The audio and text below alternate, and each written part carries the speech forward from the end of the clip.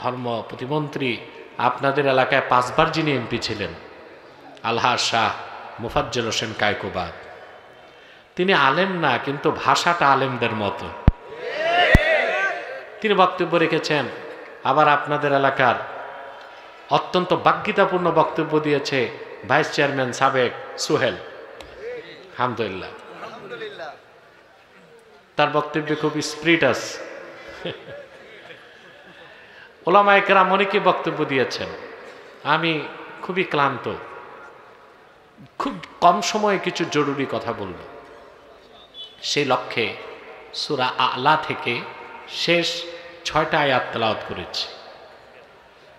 এই 6টা আয়াতকে কেন্দ্র করে নির্ভরযোগ্য মুফাসসির এবং মুহাদ্দিসগণের দৃষ্টিকোণ থেকে কিছু কথা আমি বলবো। স্টেজে উঠানামা চলবে না, আর স্টেজ ক্লোজ করে দাও। আর যারা নামছে উঠবে না। এই 6টি আয়াতকে কেন্দ্র করে আমি কিছু কথা বলছি। ভূমিকাতে একটি কথা বলবো। আপনারা যেখানে এসেছেন, এখানে আসার পেছনে আর্থিক, সামাজিক, রাজনৈতিক, পার্থিব স্বার্থ আছে। আমরা এসেছি শুধুমাত্র আল্লাহ তার হাবিবের রেজামান্দি হাসিল করার জন্য, আর ইহকালীন কল্যাণ এবং পরকালীন মুক্তির জন্য কিছু পাথেয় সংগ্রহ করার জন্য। ঠিক না? এছাড়া কোনো উদ্দেশ্য আছে আমাদের? এখন এই যে আপনারা আসলেন আর বসে আছেন, সুবহানাল্লাহ, কতটুকু বেনিফিটেড হচ্ছেন আপনি চিন্তা করতে পারবেন না। বসে আছেন, প্রতি শ্বাসে 10টা নেকি লেখা হচ্ছে। আপনি মাহফিলে বসছেন, আকাশে, জমিনে, নদী আর সমুদ্রে আপনাদের জন্য দোয়া হচ্ছে। খুশি হইলেন না? এটা আমার কথা না, আল্লাহর হাবিব ইরশাদ করেছেন, আমার উম্মতের মুমিন যখন ইলমে দ্বীন শিখার জন্য ঘর থেকে বের হয়, ওয়ায়াস্তাগফিরু লাহু মান ফিস সামাওয়াতি ওয়াল আরদ, আকাশে জমিনে আল্লাহর যত সৃষ্টি আছে আমার ওই উম্মতের জন্য আল্লাহর কাছে গুনাহ মাফের দোয়া করে। দোয়া চলছে আকাশে, জমিনে, নদী আর সমুদ্রে। বলেন সুবহানাল্লাহ। নদী আর সমুদ্রের কোটি কোটি মাছ আপনাদের জন্য দোয়া করছে, আল্লাহ তোমার হাবিবের এই উম্মতগুলোকে মাফ করে দাও যারা তোমার কোরআনকে ভালোবেসেছে। বলেন সুবহানাল্লাহ। 2, একটু পর আমরা সম্মিলিত মুনাজাত করব না? কথা বলে না, এককভাবে না সম্মিলিতভাবে? সম্মিলিত মুনাজাতে হাত তোলার সাথে সাথে জিন্দেগীর গুনাহগুলো আল্লাহ মাফ করে দিবেন। আল্লাহর হাবিব ইরশাদ করেছেন, আমার কোন উম্মত যদি আল্লাহর কাছে দোয়া করে, বাকিরা যদি সম্মিলিতভাবে আমিন আমিন বলে, আমার উম্মতের সম্মিলিত মুনাজাত আল্লাহ তাৎক্ষণিক কবুল করে নেবেন। আমরা যদি মুনাজাতে হাত তুলি আর যদি 2 ফোঁটা চোখের পানি ফেলে আল্লাহর কাছে আত্মসমর্পণ করতে পারি, তওবা হয়ে যাবে। শুধু সগীরা গুনাহ নয়, কবিরা গুনাহ আল্লাহ মাফ করে নিষ্পাপ বানায়া আল্লাহ রাব্বুল আলামিন তার ওলির খাতায় নাম তুলে দিতে পারে। খুশি আছেন? বেজার শুধু শয়তান। বেজার কে? শয়তান বেজার, তার চেলা চামুন্ডারও বেজার। অবশ্য বর্তমানে শয়তানের চেলা চামুন্ডার সংখ্যা একটু কমছে না? কমছে বলেই তো ওয়াজ মাহফিলে আপাতত আর কোনো বাধা দেওয়া হচ্ছে না। এতে বোঝা যায় শয়তানের চামুন্ডাদের সংখ্যা একটু কমছে। এখন শয়তানের একটা চেষ্টাই বাকি আছে, মুনাজাতের আগে উঠানো যায় কিনা। আমরা নেক নিয়ত করে শয়তানের নাপাক গেলে একটা চপেটাঘাত করব, পারবো? বুঝে শুনে আমরা নিয়ত করছি, কিছুক্ষণ পরে আজকের মুনাজাত করে গুনাহ মাফ করে নিষ্পাপ বেহেশতি আল্লাহওয়ালা হয়ে বাড়ি যেতে চায়? কারা কারা হাত তুলে আল্লাহ তাআলাকে দেখা?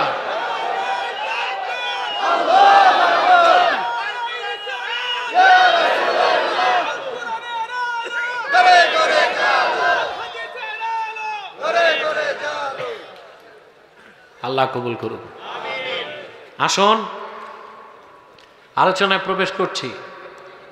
আমার সঙ্গে আপনারাও পড়বেন, যেন প্রতিটি বাক্যের, প্রতিটি শব্দের, প্রতিটি অক্ষরের নূর আল্লাহ তাআলা আমাদের অন্তরে প্রজ্বলিত করে দেন। পড়ুন আউযু বিল্লাহি মিনাশ শাইতানির রাজীম। বিসমিল্লাহির রাহমানির রাহিম। قد أفلح من تزكى وذكر اسم ربه فصلى بل تؤثرون الحياة الدنيا والآخرة خير وأبقى إن هذا لفي الصحف الأولى صحف إبراهيم وموسى। আল্লাহ তাআলা বলেন قد أفلح من تزكى, নিশ্চিত সফলতা লাভ করলো সেই যে তার হৃদয়কে পবিত্র করলো। হইল না? পুরুষের কণ্ঠে বলেন সুবহানাল্লাহ। ওয়া যাকারা ইসমা রাব্বিহ, হৃদয় পবিত্র করলো আর তার রবের নামে জিকির করলো। ফাসাল্লা, নামাজ আদায় করলো। আল্লাহ তাকে সার্টিফাইড করেছেন যে আমার এই বান্দাটা সফল হয়ে গেল। সুবহানাল্লাহ। আমরা সফলতা চাই? চাই না? মানুষ কেন, প্রত্যেকটা মানুষ সফলতা চায়। কৃষিজীবী কৃষিকাজে সফলতা চায়, ব্যবসায়ী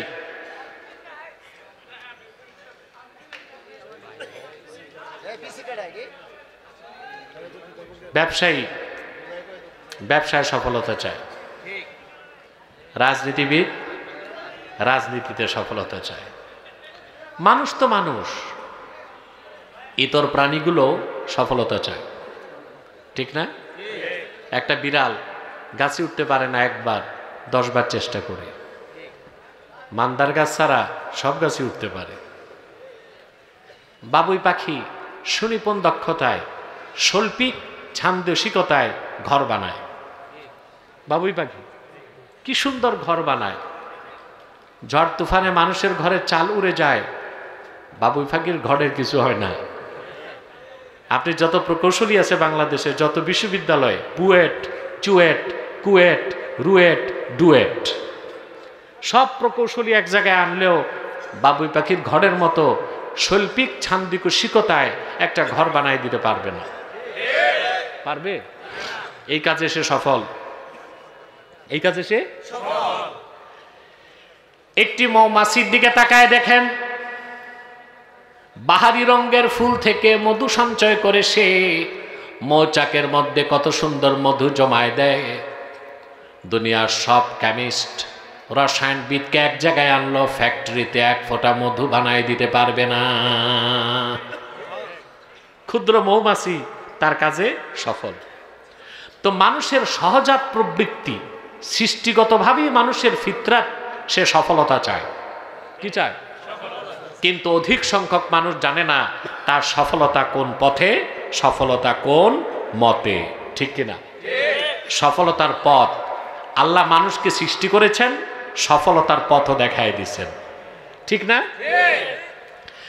আল্লাহ রাব্বুল আলামিন বলেন, ইন্না খালাকনাল ইনসানা মিন নুতফাতিন আমশাজ নাবতালিহি ফাজআলনাহু সামিআন বাসীরা ইন্না হাদাইনাহুস সাবিলা ইম্মা শাকিরাও ওয়া ইম্মা কাফুরা। আল্লাহ রাব্বুল আলামিন বলেন, আমি মানুষকে সৃষ্টি করেছি তার পিতার এবং তার মাতার বীর্যের মিশ্রণ থেকে। মানুষটাকে আমি চক্ষুষ্মান করেছি, দৃষ্টি দিয়েছি, শ্রবণ শক্তি দিয়েছি, ভালো মন্দ চেনার মতো ইন্দ্রিয় অনুভূতি দিয়েছি, জ্ঞান দিয়েছি, প্রজ্ঞা দিয়েছি, আর তার হেদায়েতের পথটা দেখায় দিয়েছি। ইচ্ছে করলে মানুষ আমার দেখানো হেদায়েতের পথ গ্রহণ করে কৃতজ্ঞ বান্দা হতে পারে, আর ইচ্ছে করলে আমার দেখানো পথ বাদ দিয়ে সে না শুকরগুজার বান্দাও হতে পারে। আল্লাহ সৃষ্টি করেছেন আর সফলতার পথও দেখাই দিয়েছেন, বলেন সুবহানাল্লাহ। সূরাতুল আ'লাতে মানুষের সফলতার জন্য আল্লাহ তাআলা তিনটা কথা বলেছেন। কয়টি কথা?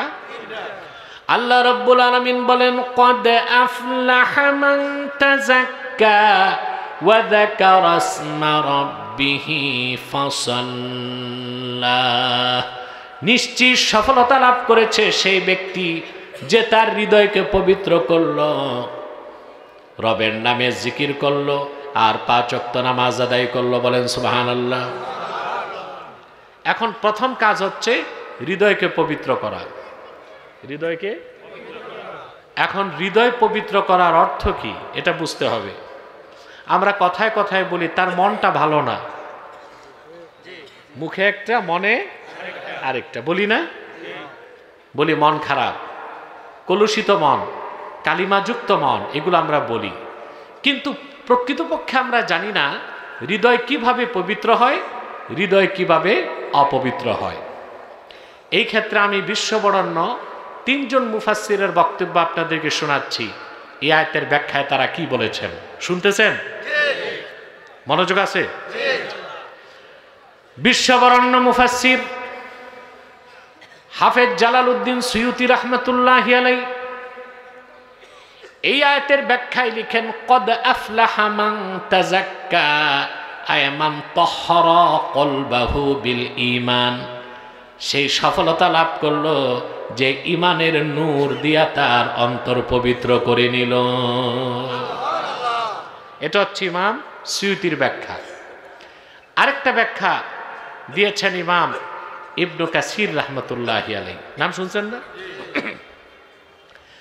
আল্লামা হাফেজ ইবনু কাসির লেখেন এই আয়াতের ব্যাখ্যায়, ক্বাদ আফলাহা মান তাযাক্কা আয় ক্বাদ আফলাহা মান তাহহারা কলবাহু মিনাশ শিরকি ওয়াল কুফরি ওয়াদ দানাস। সফলতা লাভ করলো সেই ব্যক্তি যে তার হৃদয়কে পবিত্র করলো শিরক থেকে, কুফর থেকে, আর বাতিল আকীদা থেকে। আরেকজন মুফাসসিরের বক্তব্য শুনেন, আল্লামা ইমাম ফখরুদ্দিন রাজি। নাম শুনছেন? এরা হচ্ছে দুনিয়ার বিখ্যাত মুফাসসির। 700 বছর আগে, 800 বছর আগে, 600 বছর আগে কোরআন কারীমের তাফসীর করে গেছেন। প্রত্যেকেই তাফসীর করার ক্ষেত্রে তাদের তাফসীরের মুখাপেক্ষী হতেই হয়। কোরআন শরীফের ক্ষেত্রে মন গড়া বক্তব্য দেবার কোনো সুযোগ নাই। আল্লামা ফখরুদ্দিন রাজি লেখেন এই আয়াতের ব্যাখ্যায়, ইন্না মারাতিবা আমালিল মুকাল্লাফি সালাসা। আল্লাহর বান্দার আমলের 3টা স্তর। প্রথমটা হচ্ছে ইজালাতু আকাইদিল ফাসিদাতি মিনাল কলব। অন্তর থেকে শিরক, কুফর, বাতিল আকীদা পরিষ্কার করে ঈমান এনে হৃদয়কে পবিত্র করা। সুবহানাল্লাহ বলবেন না? তা আল্লাহ যে হৃদয় পবিত্র করার কথা বলেছেন, মাইকম্যান সাউন্ডটা কানে লাগে, কানে লাগবে না, অর্ডিন্যান্সে সাউন্ড লাগবে, সাউন্ড ডবল হবে না। আমি কম আওয়াজ চাই, পরিষ্কার আওয়াজ। গত বছর বাংলাদেশে যে মাইক অ্যাসোসিয়েশন আছে না, মাইক ব্যবসায়ী, ওদের একটা অ্যাসোসিয়েশন আছে, এটা জানেন? কথা বলেন। আরে অটো রিক্সাদের অ্যাসোসিয়েশন আছে, প্যাডেলের রিক্সাদের আছে, ভিক্ষুক ফকির মিসকিনের অ্যাসোসিয়েশন আছে। শুধু নাই বাংলাদেশের চোর ডাকাত কল্যাণ সমিতি, এটা নাই। তবে যেভাবে মানবাধিকারের কথা বলা হচ্ছে এটা হয়ে যাবে তাড়াতাড়ি। তো এখন এই মাইক অ্যাসোসিয়েশনের সহসভাপতি ফোন দিয়েছে আমার পিএসকে, যে কি ধরনের মাইক দিলে হুজুর খুশি হবে। তাই আমি বলে দিছি আমার সাউন্ড সিস্টেম হবে ক্লিন, ওখানে কোনো ইকো থাকবে না। এই যে মাইক ম্যানেরা এত বড় একটা কি আনে দেখছেন, 200 চাবি, এটা তো ও চালাইতে পারে না, ওর বাবাও জানে না। এগুলো শিখতে হয়, বিদেশে পড়াশোনা আছে, তো এগুলো এনে ওরা হারমোনিয়ামের মতো এরকম। আবার কিছু বক্তা আছে সঙ্গীত গায়, ওদের জন্য আবার ইকো লাগে, তো সাউন্ডের অবস্থা 12টা বেজে যায়। আমি বলেছি আমি কম আওয়াজ চাই, ক্লিন আওয়াজ চাই, এটাই আমার কথা, বুঝতে পারছো? কানে না লাগে, সাউন্ডটা ক্লিন হবে, ছেড়ে দিবে, ধরে রাখবে না। সম্মানিত শুধু শুনতেছেন, কয়জন মুফাসসিরের কথা শোনালেন? সুয়ুতি, ইবনে কাসির, ফখরুদ্দিন রাজি। তাদের প্রত্যেকেই একই ব্যাখ্যা করেছেন, হৃদয় তখনই পবিত্র হবে হৃদয়ে যখন ঈমান আসবে। ঈমান আসলেই হৃদয় পাক, আর কুফর শিরক থাকলে হৃদয় না পাক। হৃদয় পাক ব্যক্তি পাক, হৃদয় না পাক ব্যক্তি না পাক। হৃদয় পবিত্র ব্যক্তি পবিত্র, হৃদয় অপবিত্র ব্যক্তি অপবিত্র। মানুষের দেহের মধ্যে সবচেয়ে দামি অংশ হচ্ছে হৃৎপিণ্ড। এটা ঠিক, মানুষ ঠিক, ঠিক না? আল্লাহর হাবিব ইরশাদ করেছেন, আলা ওয়া ইন্না ফিল জাসাদি মুদগাহ ইদা সালাহাত সালাহাল জাসাদু কুল্লুহু ওয়া ইদা ফাসাদাত ফাসাদাল জাসাদু কুল্লুহু আলা ওয়া হিয়াল কলব। আল্লাহর হাবিব বলেছেন, সাহাবায়ে কেরাম সাবধান জেনে রেখো, মানুষের দেহের মধ্যে একটি গোশতের টুকরা আছে, ওটা যখন ভালো হয়ে যায় পুরা মানুষটা ভালো হয়ে যায়, আর সেই গোশতের টুকরা যখন বরবাদ হয়ে যায় মানুষটাও বরবাদ হয়ে যায়। সাবধান জেনে রেখো, ওই গোশতের টুকরার নাম হচ্ছে কলব। আমি বলে থাকি, human body as like E state, heart is the capital of this state. মানুষের দেহটা যদি হয় একটি রাষ্ট্রের মতো, হৃদয় হচ্ছে সেই রাষ্ট্রের রাজধানীর মতো।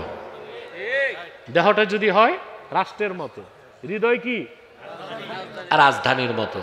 শয়তান এটা ভালো করে জানে, এই জন্য শয়তান মানুষের নাক কান মাথা দখল করে না, দখল করে কি, ও জানে হৃদয় দখল করতে পারলে মানুষটা আমার তাবেদারি করবে, আর মানুষের হৃদয় রাজ্যে যদি আমার জায়গা না হয় ওই মানুষটা কোনোদিনও আমার তাবেদারি করবে না। মডার্ন ওয়ার পলিসি, বর্তমান যুদ্ধনীতিও এইটা বলে, রাজধানী যাদের দখলে দেশ তাদের দখলে। 16 বছর জালেমের দখলে ছিল রাজধানী, দেশ দখল করতে পারেন নাই। যেদিন এই দেশের আলেম ওলামা ছাত্র জনতা রাজধানী দখল করেছে, দেশ ছেড়ে পালাবার সময়ও খুঁজে পায় না। পাইছে? এক কাপড়ে, বিনা মেকআপে, সেফ এক্সিট। এক একজন এক এক দিক, কেউ স্বামীর বাড়ি,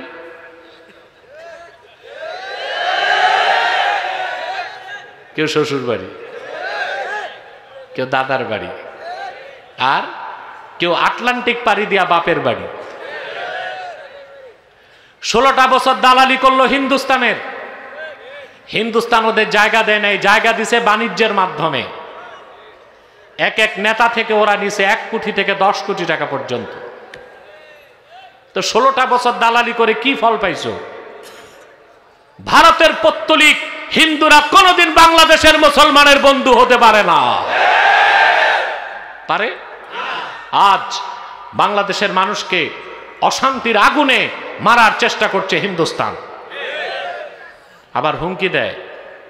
আমাদের দেশে পিস কিপিং সোলজার, আমেরিকারে বুদ্ধি দেয় শান্তিরক্ষী বাহিনী পাঠাইতে। আমেরিকা অনুমতি দিলে বলবে তো দূর থেকে আসার দরকার কি, আমি তো কাছে আছি। বাংলাদেশে ঢুকবে। আমার একটা বক্তব্য দেখছেন 2 দিন আগে ভারতের বিরুদ্ধে, আমারই এক বক্তব্যে ওদের কলকাতায় ভূমিকম্প শুরু হয়েছে। সব চ্যানেল আমার বিরুদ্ধে অপপ্রচার করতেছে।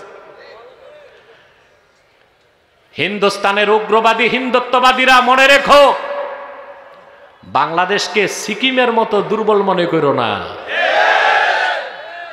ওখানে তো ছিল দেশদ্রোহী লেমদুব দর্জি, ও ছিল হিন্দু, দেশ বিক্রি করছে তোমাদের কাছে।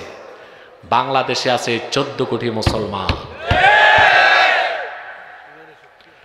আমার বাংলাদেশের সবুজ লাল পতাকার দিকে কুদৃষ্টি দিলে চক্ষু কেড়ে নেওয়া হবে। আমার স্বাধীনতায় হস্তক্ষেপ করার চেষ্টা করলে 14 কোটি মুসলমান 28 কোটি হাতে লাঠি তুলে নিবে।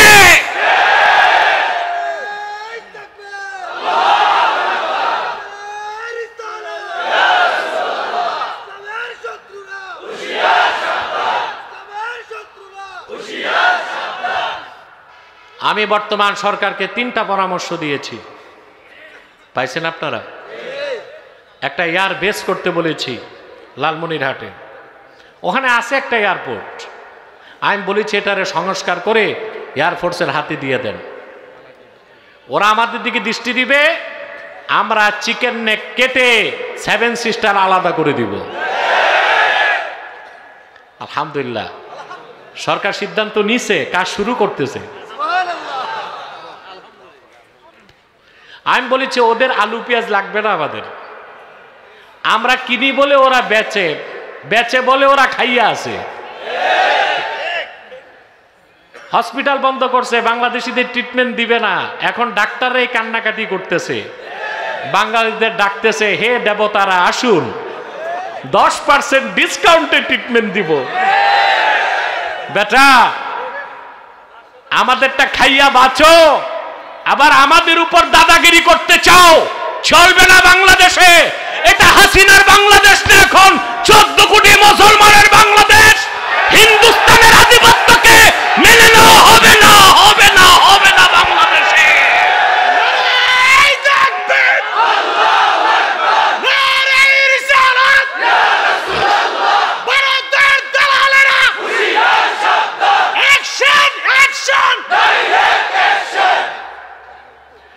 আমার ভাইরা, রাজধানী যার দখলে, দেশ তার দখলে, এটা হচ্ছে মডার্ন ওয়ার পলিসি। আপনারা জানেন সিরিয়াতে যুদ্ধ হচ্ছে আজকে 11 বছর হয়ে গেছে, ঠিক না? রাজধানী বাশার আল আসাদের হাতে, দেশ তার হাতে। তবে মনে হচ্ছে সে ক্ষমতাচ্যুত হবে, সেটা জানি না। শয়তান ভালো করে জানে দখল করতে হবে কি। আল্লাহর হাবিব ইরশাদ করেছেন, আশ-শায়তানু জাসিমুন আলা কলবি বনি আদম, ইযা যাকারা ফাখানাসা ওয়া ইযা গাফালা ফাওয়াসওয়াসা।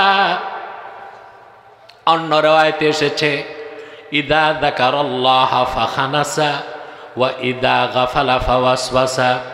শয়তান মানুষের অন্তরে আসন গেড়ে বসে যায়, ওয়াসওয়াসা দেয়। বান্দা যখন আল্লাহর জিকির করে, স্মরণ করে, শয়তান পালিয়ে যায়।